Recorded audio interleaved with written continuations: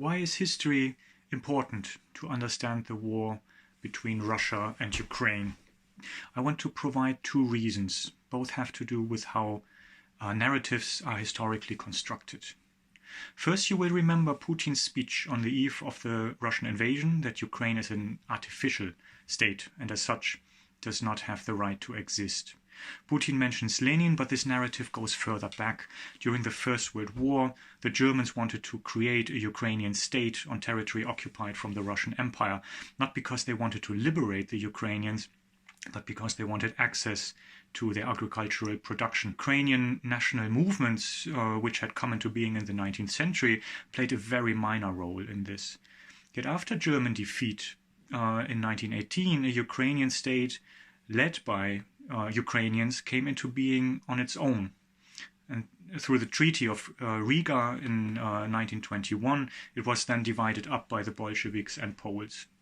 And in Russian historical narratives, this Ukrainian state is either not mentioned at all or only as a continuity of this artificial state that the German occupiers had created.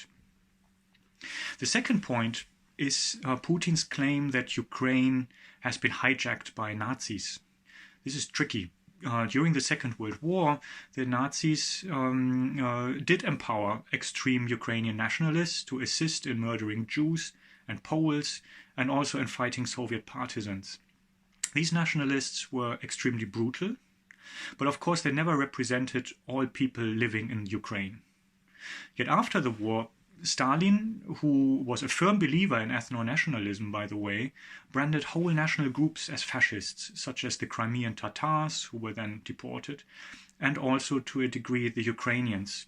And this thinking has survived in Putin's propaganda. The annexation of Crimea was legitimized, for instance, as a liberation from fascist Ukrainian oppression. There is no way to deny that the infamous Azov battalion, which is getting much attention today as an extremist, racist militia, is, very mildly put, highly problematic. But we also need to make sure we understand Putin's narrative around it, which is the following. The Ukrainians, according to Putin, are a largely agricultural, backward people who, for this reason, have no real national identity. They are, in essence, so closely related to the Russian people that they should in fact be one with them. But because of their alleged lack of a national identity, they have allowed themselves to be exploited throughout history by Nazis or other depraved or foreign elements. We don't know what goes on in Putin's head right now, but this narrative may explain why Putin had expected Ukraine to fall on the very first day of the invasion.